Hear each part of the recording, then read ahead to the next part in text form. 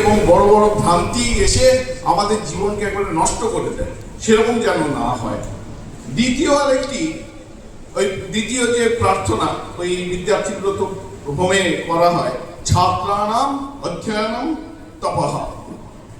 এই অধ্যয়নই হচ্ছে ছাত্র জীবনের তপস্যা। তোমরাও সকলে, আমরাও তপস্বী, তোমরাও তপস্বী। তোমরা কিরকম তপস্বী না, তোমরা অধ্যয়ন করছো, অধ্যয়নই তোমাদের তপস্যা। সতপো তপ্যত সতপস্তপ্ত্বা উপনিষদে আছে। আজ পর্যন্ত পৃথিবীতে আমরা একটা সিঙ্গল এক্সাম্পল দেখিনি যেখানে তপস্যা নেই কিন্তু সেই মানুষটি বিরাট বড় হয়েছে। একটা সামান্য উদাহরণ আমরা কেউ দেখাতে পারবো না, কেউ দাঁড়িয়ে উঠে বলতে পারবে না অমুক তো বিরাট বড় হয়েছে কিন্তু তার জীবনে কি তপস্যা আছে। কখনো না কখনো তিনি তপস্যা করেছেন। তপস্যা আমাদের করতেই হবে। তপস্যা মানে কি? তপস্যা মানে হচ্ছে বড় বড় জটা রাখা না। তপস্যা মানে হচ্ছে ত্যাগ শিখা, ক্ষুদ্র ক্ষুদ্র স্বার্থের জন্য যে আমাদের আসক্তি সেইগুলোকে ছেড়ে দেওয়া, এইটাই হচ্ছে তপস্যা। তৃতীয় যে মন্ত্র ওখানে বলা হয়, সত্যমেব জয়তে নামৃতম সত্যেন পন্থা বিততো দেবজানঃ। সত্যমেব জয়তে নামৃতম ন অনৃতম। অনৃত মানে হচ্ছে মিথ্যা। সত্যেরই একমাত্র জয় হয়, মিথ্যা কখনো জয় হয় না। এটি হচ্ছে একবারে আদি অনন্তকালের একটি ঋষি বাক্য, ঋষিদের অনুভূতি। ঋষি বাক্য ঠিক নয়, ঋষিদের অনুভূতি, প্রজ্ঞা সঞ্জাত অনুভূতি। সেখানে বলা হচ্ছে যে এই আমাকে সত্যপরায়ণ কায়, মন এবং বাক্যে। কায় মানে শরীর দিয়ে। অনেক সময় হলো কি আমরা মুখে হয়তো কিছু বললাম না কিন্তু শরীর দিয়ে এমন একটা ল্যাঙ্গুয়েজ প্রকাশ করবার চেষ্টা করলাম যে ল্যাঙ্গুয়েজটা হচ্ছে মিথ্যাকে প্রকাশ করছে।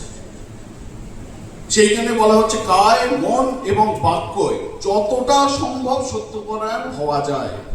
100% সত্য কথা বলার খুব শক্ত, কিন্তু ওটাই একটা তপস্যা।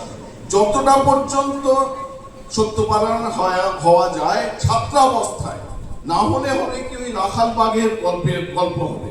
একটা রাখাল বাঘ একটা রাখাল গরু চড়াতে গেছিল, আর প্রত্যেক দিন সে তার বন্ধুদের খেপানোর জন্য বাঘ বাঘ করে চিৎকার করত, আর বন্ধুরা এসে দেখতো সে দাঁড়িয়ে হ্যাঁ হ্যাঁ করে হাসছে। এরকম 3-4 বার হওয়ার পর সত্যিকারের যেদিন একদিন বাঘ এলো, সে বাঘ বাঘ বলে চিৎকার করলো, কেউ তাকে এসে আর বাঁচালো না। এই রাখাল বাঘের গল্পের মতো হবে যদি মিথ্যা কথা বলা একটা হ্যাবিটে একটা পরিণত করি আমরা এই ছাত্র জীবন থেকে, তাহলে এই জীবনটা একটা ডিজাস্টার মতো হয়ে দাঁড়াবে। চতুর্থ যে মন্ত্র ওখানে আমাদের বিদ্যার্থী ব্রত হোমে বলা হয়, স্বার্থ যস্য পদার্থ এব সপুমান একঃ সতাম অগ্রণী। বলছেন যার পরের উপকার করাটা, পরের স্বার্থ রক্ষাটাই একমাত্র নিজের স্বার্থ, সেই হচ্ছে হাজার হাজার মানুষের মধ্যে অগ্রণী ব্যক্তি। লোকে তার কথাই মনে রাখে যে ছোট ছোট স্বার্থ ত্যাগ করতে সক্ষম হয়, অপরের জন্য স্বার্থ ত্যাগ করতে সক্ষম হয়, তাকেই সকলে মনে রাখে। স্বার্থপর ব্যক্তিকে কেউ মনে রাখে না। আর শেষ যে মন্ত্র বলা হচ্ছে, সেই মন্ত্রে বলা হচ্ছে যে সুপরিচালিতা সংহতি শক্তিরেব সমাজ কল্যাণ নিদানম। সুপরিচালিত একটা সংঘ শক্তি হচ্ছে সমাজ কল্যাণের একমাত্র মহৌষধ। একসঙ্গে আমাদের কাজ করতে হবে। আমাদের মন্ত্র আছে সংঘর্ষদ্ধম সংবাবদ্ধম সংঘ মনাংসি জানতাম ইত্যাদি ইত্যাদি মন্ত্র আছে। একসঙ্গে আমরা চলবো, এক কথা বলবো, একভাবে জীবনযাপন করব। আমাদের সকলের মনগুলি যেন একটি তন্ত্রীতে গ্রথিত থাকে, আমাদের সকলের মনগুলো যেন এক সুরে কথা বলে। এই হচ্ছে যে আমাদের এক দেশ এক জাতি ইত্যাদি ইত্যাদি এখন বলা হয় না, সরকারি অ্যাডভার্টাইজমেন্টে বলা হয় এক দেশ এক জাতি, শক্তিশালী ভারতবর্ষ। এই সমস্ত হচ্ছে এখান থেকে আসছে যে আমাদের ঐক্যবদ্ধ থাকতে হবে, আমাদের ঐক্যবদ্ধ থাকতে হবে। এমনি আমাদের যারা আমরা বাংলা ভাষাভাষী খুব একটা বদনাম আছে আমাদের কলকাতায় এককালে এই বদনামটা চলতো।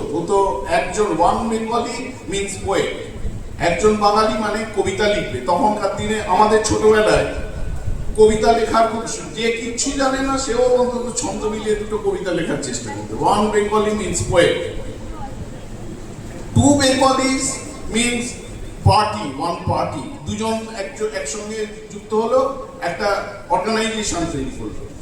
Three Bengalis means two parties, two organization. যেই মুহূর্তে তিনজন হয়ে গেল সেই দলটাও ভেঙে গেল। আমরা এই দুর্গাপুজো, কালী পুজো এতে দেখি, এখানে মোড়ে দুর্গাপুজো হচ্ছে, পরের বছর এই দলটা ভেঙে গেল, পরের মোড়ে আরেকটা তারা গিয়ে দুর্গাপুজো করছে। একসঙ্গে কাজ করতে কখনো পারে না। ওই জন্য এই মন্ত্রে বলা হচ্ছে সুপরিচালিতা সংহতি শক্তিরেব সমাজ কল্যাণ নিদানম। এই পাঁচটি মন্ত্র আমি যারা শিক্ষক শিক্ষিকা, অভিভাবক অভিভাবিকা তাদের অনুরোধ করব, আমাদের একটা বই আছে প্রার্থনা সঙ্গীত বলে, সেই প্রার্থনা সঙ্গীত বইয়ের একদম পেছন দিকে এই মন্ত্রগুলো দেয়া আছে, তার অর্থও দেয়া আছে। আপনারা যদি আপনাদের নিজ নিজ স্কুলে এইগুলোকে অ্যাটলিস্ট পাঠের ব্যবস্থা করতে পারেন, যে ছাত্ররা একসঙ্গে সমবেতভাবে অন্তত এই মন্ত্রগুলো উচ্চারণ করবে, ওদের কিন্তু অশেষ কল্যাণ হবে বলে আমাদের মনে হয়। স্বামী বিবেকানন্দ একবার সিস্টার নিবেদিতাকে বলেছিলেন যে দেখো, প্রাচীন ভারতবর্ষে পঞ্চমহাযজ্ঞের প্রবর্তন করা হয়েছে। পঞ্চমহাযজ্ঞটা কি? বলছেন একজন গৃহস্থ মানুষ প্রতিদিনকার জীবন যাপন করতে গেলে অজান্তেই কিছু কিছু হিংসার আশ্রয় নেয়। সেই হিংসাগুলো কিরকম? তিনি হয়তো সবজি কাটছেন, সবজির মধ্যে কোনো কীট পতঙ্গ আছে, মারা যাচ্ছে। তিনি হয়তো উনুন জ্বালছেন, চুল্লি, উনুনের মধ্যে হয়তো স্পাইডার আছে, মাকড়সা, আরশোলা এসব আছে, মারা যাচ্ছে। তিনি শিলনোড়ায় বাটনা বাটছেন, অজান্তেই কিছু প্রাণী হত্যা করছেন। তিনি ঝাড়ু দিয়ে উঠোন ঝাড় দিচ্ছেন, তাতেও প্রাণী হত্যা হয়তো হচ্ছে। উদকুম্ভী মানে কলসিতে জল ভরছেন, জল ভরতে গিয়ে দেখা যাচ্ছে অজান্তেই ক্ষুদ্র কীট পতঙ্গ হয়তো হত্যা হচ্ছে। তা অজান্তেই নিত্যদিনের কাজ করতে গিয়ে তিনি কিছু কিছু হিংসার আশ্রয় নিচ্ছেন, এতে করে তার পাপ হচ্ছে। এই পাপের স্খালনের জন্য আমাদের স্মৃতিকাররা, শাস্ত্রকাররা পঞ্চমহাযজ্ঞ, পঞ্চসুনার স্খালনের জন্য, সুনা মানে হচ্ছে পাপ, 5 রকমের পাপের স্খালনের জন্য পঞ্চমহাযজ্ঞের প্রবর্তন করেছিলেন। পঞ্চমহাযজ্ঞ কি কি? ঋষিযজ্ঞ, দেবযজ্ঞ, পিতৃযজ্ঞ, নৃযজ্ঞ এবং ভূতযজ্ঞ। স্বামীজি বলছেন যে আমার খুব ইচ্ছা এখনকার শিক্ষা ব্যবস্থায় ছোটবেলা থেকে এই যজ্ঞগুলির কথা তাদের শেখানো। ঋষিযজ্ঞ কি? যারা ঋষিতুল্য ব্যক্তি, তাদের মুখের যে কথা সেইগুলি প্রতিদিন আমরা স্মরণ করবো। যেমন এই আমাদের মঙ্গলাচরণ, সংন মিত্র সংবর্ণা সহনা ভবতু ইত্যাদি ইত্যাদি মন্ত্র দিয়ে শুরু হলো। প্রতিদিন সে কিছু কিছু ঋষি বাক্য স্মরণ করবে, সেই ঋষি বাক্যের অর্থ মনন করবে, করবার চেষ্টা করবে। এর ফলে হবে কি, তার একটা শুভ সংস্কার তৈরি হবে। আমাদের শুভ সংস্কার তৈরি খুব দরকার। এই হচ্ছে ঋষিযজ্ঞ, ঋষি বাক্য উচ্চারণ। দ্বিতীয় হচ্ছে দেবযজ্ঞ। দেবযজ্ঞ মানে আগেকার দিনে মনে করা হতো যে যজ্ঞে আহুতি দেয়া। এখন স্বামীজি বলছেন যে এখন দেবতা কারা? এই জল, বায়ু, ক্ষিতি, অপ, তেজ, পৃথিবী, এরা সবাই তো প্রত্যক্ষ দেবতা। আমাদের উপনিষদেও আছে নমস্তে বায়ু ত্বমেব প্রত্যক্ষম ব্রহ্মাসি। হে বায়ু, তোমাকে আমি প্রত্যক্ষ ব্রহ্ম বলে বলবো। আমরা এখন কি করছি? জল দূষণ করছি, বায়ু দূষণ করছি, শব্দ দূষণ করছি। শব্দ দূষণটা কি? শব্দ দূষণ হচ্ছে আকাশকে দূষিত করে ফেলছি, পৃথিবীর মাটিকে দূষিত করে ফেলছি। সুতরাং যদি কোনোভাবে আমরা যেখানে সেখানে প্লাস্টিক ফেলবো না,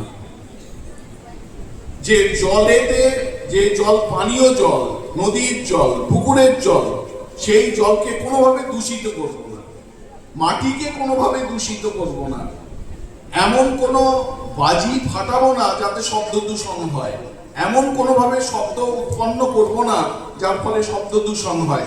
এটি তো প্রত্যক্ষ দেবযজ্ঞ। এই স্বামীজি বলছেন নিবেদিতাকে, how the master as I saw him, ওখানে প্রায় 3.5 পাতা জুড়ে স্বামীজি নিবেদিতাকে এই কথাগুলি সব বলছেন। পিতৃযজ্ঞ আগেকার দিনে হতো পিতৃপুরুষের উদ্দেশ্যে, এখনো দেওয়া হয়, পিণ্ড দেওয়া হয়, তর্পণ করা হয় মহালয়ার দিনে। আমরা এখন পিতৃযজ্ঞ কিভাবে করতে পারি?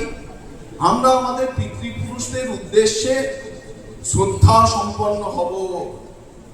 আমরা আমাদের আমার বাবা মা এরা প্রত্যক্ষ দেবতা। মাতৃদেব ভব, পিতৃদেব ভব, আচার্য দেব ভব, অতিথি দেব ভব। আমাদের মা বাবা, আত্মীয় স্বজন এবং আমার যে বংশ পরম্পরা, আমি আমার ঠাকুর দাদার নামটা অ্যাটলিস্ট জানবো। আমি একবার একটা স্কুলের একজন বাচ্চা ছেলে, তাকে জিজ্ঞেস করলাম, আচ্ছা বলতো তোর জ্যাঠার নাম কি বল? সঙ্গে সঙ্গে বলছে জানি না। তার বাবার নিজের ভাই, তার নাম সে জানে না, সে ক্লাস 8-এ পড়ে। পিতৃযজ্ঞ মানে হচ্ছে পিতৃপুরুষের আমি এলাম কোথা থেকে, আমার বংশ পরিচয় কি, কোন বংশ পরম্পরা অনুসরণ করে আমার অস্তিত্ব। এই পাশ্চাত্য দেশে, ইউরোপে আমার নিজের চোখে দেখা এটা হল্যান্ডের ঘটনা। সেখানে স্কুলে ছাত্রদের প্রজেক্ট দেওয়া হয় যে তুমি তোমার বাবা মা, ঠাকুর দাদা ঠাকুমা যদি কেউ থাকেন তাদের জিজ্ঞেস করবে যে আমরা কোত্থেকে এসেছি, সেই লিখে এনে জমা দেবে।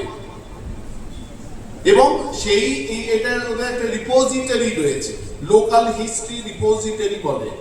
সেই লোকাল হিস্ট্রি ন্যাশনাল হিস্ট্রির সঙ্গে যুক্ত হবে। প্রত্যেকটি ব্যক্তির ইতিহাস হচ্ছে সেই দেশের জাতীয় ইতিহাসের সঙ্গে অঙ্গাঙ্গিভাবে যুক্ত, এই পিতৃযজ্ঞ। তারপরে হচ্ছে নৃযজ্ঞ। তো আমরা এখনকার দিনে রিলিফ ওয়ার্ক করছি, এই যে আমাদের গদাধর উদয় প্রকল্প চলছে, এগুলো সব হচ্ছে নৃযজ্ঞের অন্তর্ভুক্ত। আর হচ্ছে ভূতযজ্ঞ মানে মানুষ বাদে অন্যান্য যে সমস্ত গৃহপালিত প্রাণী, অন্যান্য যে সমস্ত প্রাণী, কীট পতঙ্গ, গাছপালা, সকলের বেঁচে থাকার অধিকার আছে। এটাকে এখনকার ভাষায় বলা হয় সাস্টেনেবল ডেভেলপমেন্ট। এখনকার ভাষায় এটাকে বলা হয় সাস্টেনেবল ডেভেলপমেন্ট। তাই এই হচ্ছে ভূতযজ্ঞ। এই 5টা আরেকবার আমি বলি, ঋষিযজ্ঞ, দেবযজ্ঞ, পিতৃযজ্ঞ, নৃযজ্ঞ এবং ভূতযজ্ঞ। এর এই যে কনসেপ্টগুলো আমরা যদি স্কুলের কারিকুলামের মধ্যে ঢোকাতে পারি, তাহলে আমাদের ছাত্রছাত্রীদের প্রভূত উপকার হবে। আমি শেষ করব একটি আমার নিজের জীবনে দেখা একটি গল্প দিয়ে শেষ করব। স্বামী বিবেকানন্দের নামাঙ্কিত একটি স্কুলে আমার ছোটবেলায় পড়বার সৌভাগ্য হয়েছিল। তা সেই স্কুল খুব নামকরা স্কুল। সেই স্কুলে যখন আমরা উঠতাম, স্বামীজির প্লাস্টার অফ প্যারিসের একটি আবক্ষ প্রতিমূর্তি টাঙানো থাকতো। তার একদিকে লেখা ছিল মানুষের অন্তর্নিহিত পূর্ণতার বিকাশের নাম শিক্ষা, আরেকদিকে লেখা ছিল মানুষের অন্তর্নিহিত দেবত্বের বিকাশের নাম ধর্ম। তা আমরা যখন স্কুলে উঠতাম, ওই হাত জোর করে প্রণাম করতে করতে উঠতাম। তখনকার দিনের কলকাতার কাছে মোহনবাগান ইস্ট বেঙ্গলের খেলা খুব জনপ্রিয় ছিল। এবং তখন তো এই রেডিও, এই কি বলে টিভি, এই মোবাইল, এই ইলেকট্রনিক মিডিয়া এসব তো আসেনি। সুতরাং ওই রেডিওতে খেলা শোনা আর যাদের পক্ষে সামর্থ্য আছে মাঠে গিয়ে খেলা দেখা, এটি হচ্ছে একমাত্র বিনোদনের উপকরণ। ছাত্রদের মধ্যে, একটা উঁচু ক্লাসের ছাত্রদের মধ্যে টেন্ডেন্সি ছিল যে স্কুল পালিয়ে তারা ওই মোহনবাগান ইস্ট বেঙ্গলের ম্যাচ দেখতে যাবে। একদিন হয়েছে কি, একটি ছাত্র চিঠি এনেছে, যেন তার বাবা স্কুলের প্রধান শিক্ষককে চিঠি লিখছেন যে আজকে বাড়িতে খুব কাজ আছে, 4 পিরিয়ডের পর যেন ছেলেকে ছুটি দিয়ে দেওয়া হয়। হেড স্যার বুঝতে পেরেছেন এটা একটা ফলস চিঠি।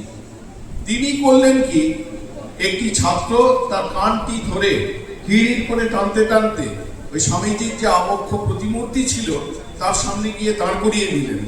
দাঁড় করিয়ে দিয়ে বলছেন, তুই এই স্বামীজির মুখের দিকে চেয়ে বল, এই চিঠি আমি লিখিনি, এই চিঠি আমার সত্যি সত্যি বাবা লিখে দিয়েছেন। ছেলেটি স্বামীজির মুখের দিকে একবার তাকিয়ে তারপর মাথা নিচু করে দাঁড়িয়ে আছে, আর তার চোখ দিয়ে টপ টপ করে জল পড়ছে। তা সেই হেড স্যার অনেকদিন বেঁচে ছিলেন। পরবর্তীকালে বলতেন যে আমার শিক্ষকতা করা সার্থক হয়েছে, অন্তত একটা ছাত্রকে তো তৈরি করতে পেরেছি যে স্বামীজির প্রতিমূর্তির সামনে দাঁড়িয়ে মিথ্যে কথাটা অন্তত উচ্চারণ করতে পারলো না। সুতরাং এই স্বামীজির মধ্যে এই রকম, এই প্রেমঘনানন্দজি মহারাজ বলছিলেন যে স্বামীজির চিন্তা যদি আমরা করি, স্বামীজির বাণী যদি একটা করে অন্তত রোজ পাঠ করি, আর সেই যা পাঠ করলাম সেটাকে মনন করি, অনুধ্যান করি এবং জীবনে প্রতিফলিত করবার চেষ্টা করি। এক গাদা গুচ্ছের বই পড়তে হবে না, একটা বাণী পড়লেই যথেষ্ট। সেটাকে যদি জীবনে প্রতিফলিত করতে পারি, আমাদের জীবন একদম পাল্টে যাবে, ধন্য হয়ে যাবে। আমি সকলকে কৃতজ্ঞতা জানিয়ে, পূজনীয় মহারাজদের প্রণাম জানিয়ে শেষ করছি। নমস্কার।